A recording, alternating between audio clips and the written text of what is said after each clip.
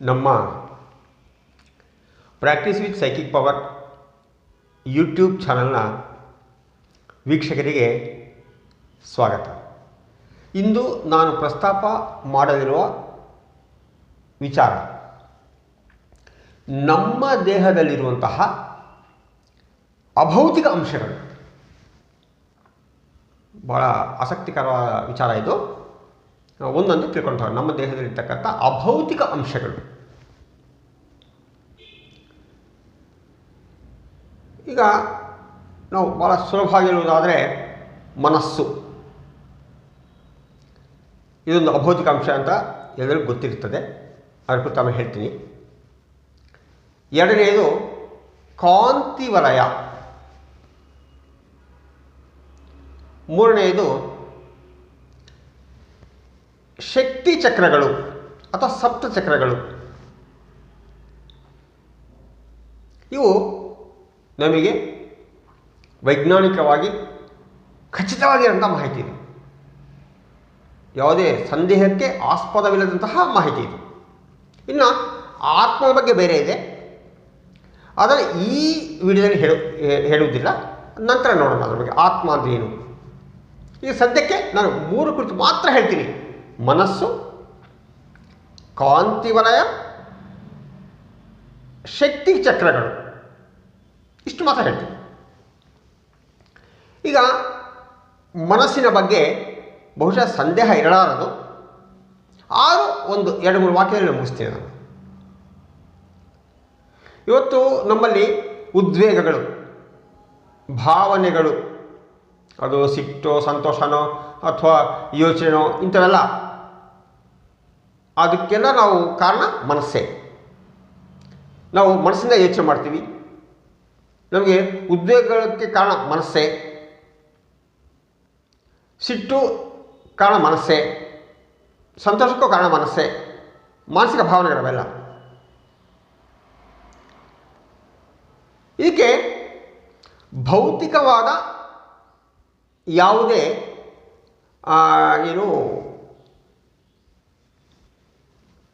ಅನುಸಂಧಾನ ಇರುವುದಿಲ್ಲ ಇದಕ್ಕೆ, ಮನಸ್ಸಿಗೆ.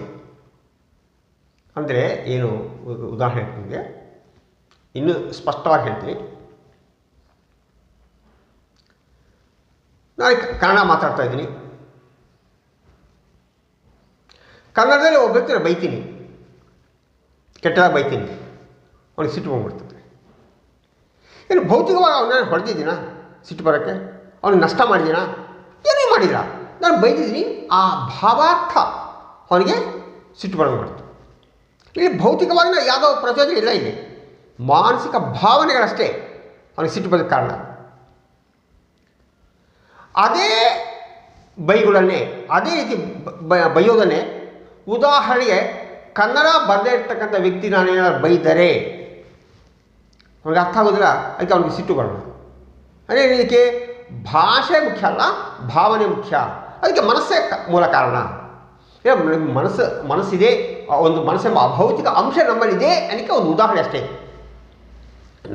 ನಂತರ ವಿಡಿಯೋದಲ್ಲಿ ಆ ಮನಸ್ಸಿನ ಬಗ್ಗೆ ಸಾಕಷ್ಟು ಚರ್ಚೆ ಮಾಡೋಣ. ಇನ್ನು ಎರಡನೇ ವಿಚಾರ ಕಾಂತಿ ವಲಯ. ಈ ಕಾಂತಿ ವಲಯದ ಬಗ್ಗೆ ಯಾವುದೇ ಅನುಮಾನ ಬೇಕಾಗಿಲ್ಲ. ಒಬ್ಬ ರಷ್ಯನ್ ವಿಜ್ಞಾನಿ, ಕಿರ್ಲಿಯನ್ ಅಂತ ಆತನ ಹೆಸರು, ರಷ್ಯನ್ ವಿಜ್ಞಾನಿ, ಪ್ರತಿ ಜೀವಿಯ ಸುತ್ತ ಒಂದು ಬೆಳಕಿನಂತಹ ಒಂದು ಪದರ ಇರ್ತದೆ, ಒಂದು ಲೇಯರ್ ಇರ್ತದೆ ಅಂತ ವೈಜ್ಞಾನಿಕವಾಗಿ ಕಂಡುಹಿಡಿದಿದ್ದ ವ್ಯಕ್ತಿ ಆತ ವಿಜ್ಞಾನಿ, ಕಿರ್ಲಿಯನ್ ಅಂತ. ಅದು ಇವತ್ತು ಆ ಪದ ಏನು ಮಾಡ್ತದೆ ಅಂತ ಹೇಳಿ, ನಮ್ಮ ಭಾವನೆಗಳ ತಕ್ಕಂತೆ ಬಣ್ಣ ಬದಲಾವಣೆ ಆಗ್ತದೆ. ಬಣ್ಣಗಳು ಅಂದರೆ ಆ ಬಣ್ಣಗಳ ಸ್ಟಡಿ ಮಾಡುವ ಮೂಲಕ ನಮ್ಮ ಮಾನಸಿಕ ಸ್ಥಿತಿಯನ್ನು ಹೇಳ್ಬೋದು. ನಾವು ಒಳ್ಳೆಯವರ ಕೆಟ್ಟವರ, ನಮಗೆ ಸಿಟ್ಟಿದೆಯಾ, ದ್ವೇಷ ಇದೆಯಾ, ಅಥವಾ ಅದಕ್ಕೆ ಏನು ಬೇಕಾದ್ರೆ ಹೇಳ್ಬೋದು. ಇದು ವೈಜ್ಞಾನಿಕವಾಗಿ ಮಾತಾಡ್ತಿರೋದು ನಾನು ಇವತ್ತು. ಆ ಕಿರ್ಲಿಯನ್ ಫೋಟೋಗ್ರಫಿ ಎಂಬುದು ಎಲ್ಲ ಕಡೆ ಇದೆ. ಏನು ನಮ್ಮ ಹೋಗಿ ನಮ್ಮ ಆ ಕಿರ್ಲಿಯನ್ ಫೋಟೋಗ್ರಫಿ ಬೇಕು ಅಂತ ಕೇಳಿದಾಗ ಆ ಫೋಟೋ ತೆಗೆದುಕೊಳ್ಳುವಂಥ ವ್ಯವಸ್ಥೆನೂ ಇದೆ ಈಗ. ಕಿರ್ಲಿಯನ್ ಫೋಟೋಗ್ರಫಿ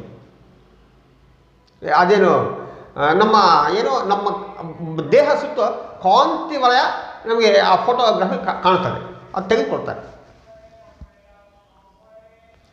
ಇರಲಿ, ಇದೊಂದು ಅಭೌತಿಕ ಅಂಶ, ಇದು ಕಾಂತಿ ವಲಯ. ಮೂರನೇ ಅಂಶ